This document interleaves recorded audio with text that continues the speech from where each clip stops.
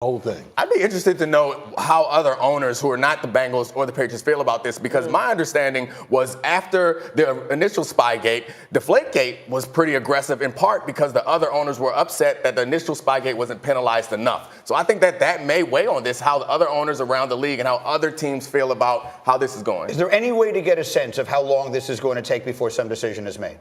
I don't know the answer to that. They said they're going to take their time, the league. Again, to me, it would seem rather clear. You have a tape, you look at the tape, you speak to the Bengals, you speak to the Patriots, you render a decision. We'll Shouldn't see. be that hard. Again, they had the one-day league meetings yesterday, so it could be wrapped up before they play each other this Sunday, maybe not. Let's get to the Cowboys. They head into their game against the Rams on a 3-game slide. Still fighting to win the East. Dallas will have something to do on Sunday that it has yet to do this season, beat a team with a winning record. Here is Jason Garrett on his team overcoming its recent struggles. This league is about adversity. If you've ever played or coached in this league, the guy across from you is damn good. So you're going to have success, you're going to have adversity. And the teams that handle that adversity and get better from it are the ones that are typically playing at the end. And that's something that we believe very strongly in. And our guys have demonstrated that at different times throughout the year, and that's what we have to do right now. Look, when you look at the roster that the Cowboys have, the talent that they have, it seems to me like this is an illustration of what can go wrong when you have a lame duck year for a coach. Yeah. When you think of all of this, does it all fall back on Jerry Jones? I think it does. I think we can celebrate Jerry Jones for the roster that he created, but sending Jason Garrett out there in a lame duck situations sets up everyone else to kind of fend for themselves. So offensive coordinator might be thinking, well, I don't know, maybe I'm the next coach, or maybe I have to find a job elsewhere. So maybe I'm not going to run the ball. I'm going to demonstrate the way that I can design a passing game. The same thing could be true on the defensive side and individual players. When you don't feel confident that the situation is stable, it's kind of human nature for everybody to go for themselves, and you need to play a cohesive game to win. It's fascinating to me because there's been so much talk about Jason Garrett and the underperformance of the team. You have a different idea.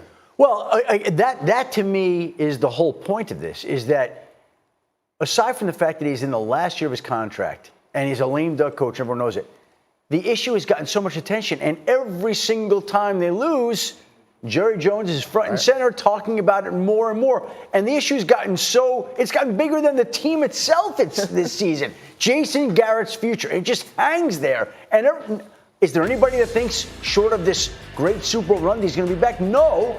And after every loss they suffer, after every disappointing defeat, after every time it looks like they won't win the NFC East, Jerry comes out and has to address, no, we're not ready to fire him yet. We're not ready to move up from him yet. You know, it's become the story within the story of this season. And is that a problem? If you're a player on that team, is that actually impacting the way you play? Is it part of the reason they're not winning games that we think they should? No, as a player, you're just going out there and playing football games. But listen, I was going to come out here and talk about time of possession and all that. Who gives a crap about that? Because honestly, the bigger thing, the biggest common denominator here is Jerry Jones. Okay, we talked about the roster. We've talked about Jason Garrett. We've talked about everything associated with the Cowboys ad nauseum, but there's one constant in this whole thing, and that's Jerry Jones. I feel like Jerry Jones is kind of in like an Al Davis type of situation where he, had his moments early, but now it's all just kind of fading, to the wayside, and he needs to make a decision.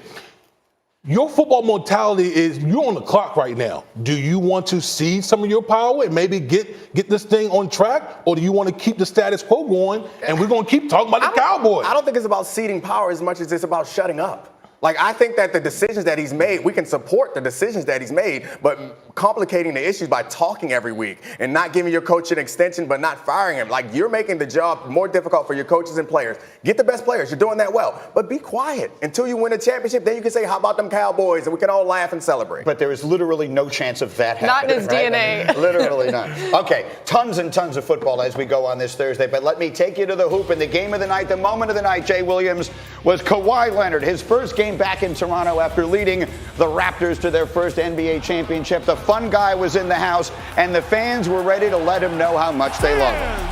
Please welcome back Kawhi Leonard! How about the response to him last night, Jay? It was incredible. It was a standing ovation from everybody in the building. Look, Kawhi Leonard took this team and led them to a championship.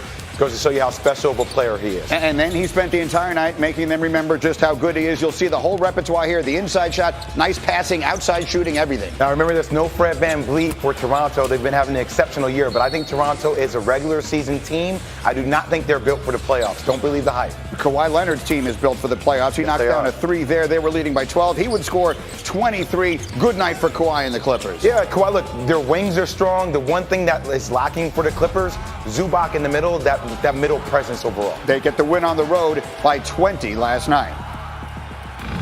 Inside the ring, Yeah.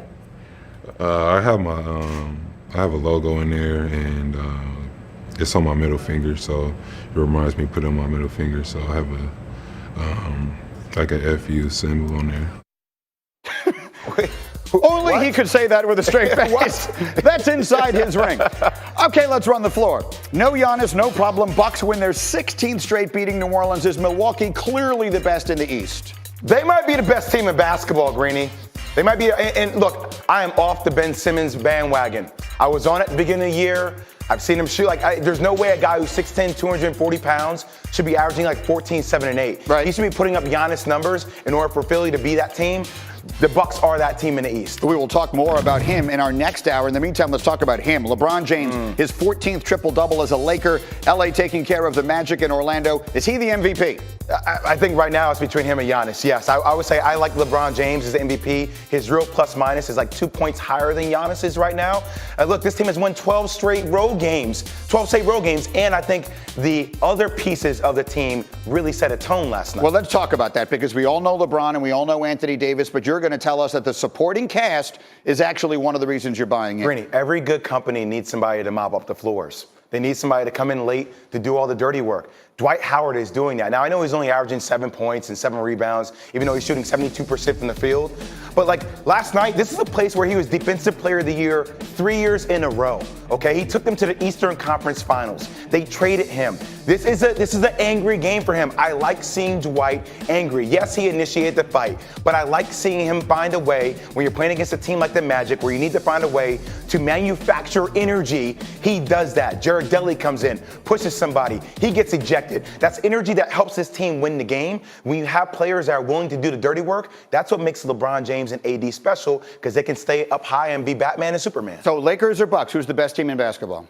If they were to meet up right now, I would take the Bucks. With the way the Bucks are playing, I think the Bucks, obviously just the shooters that they have, and Giannis, the way he's playing right now, I think he's playing the best in the NBA. I don't know if he's MVP. I tell you what, he's playing the let's best. wager that incredibly nice top that you are wearing. I'll take the Lakers, you take the Bucks in a 7-game series. We'll see how it goes. Okay, I like that. It's a wager. All right, done. Very good. Much more basketball as we go. Laura, how about the big signing in baseball? Yeah, one day after whiffing on Garrett Cole, the Angels struck it big in free agency, landing all-star third baseman Anthony Rendon on a 7-year, $245 million deal that includes a full no-trade clause and no opt-outs. MLB insider Jeff Passan is at the winter meetings with more on what this deal means for the Halos.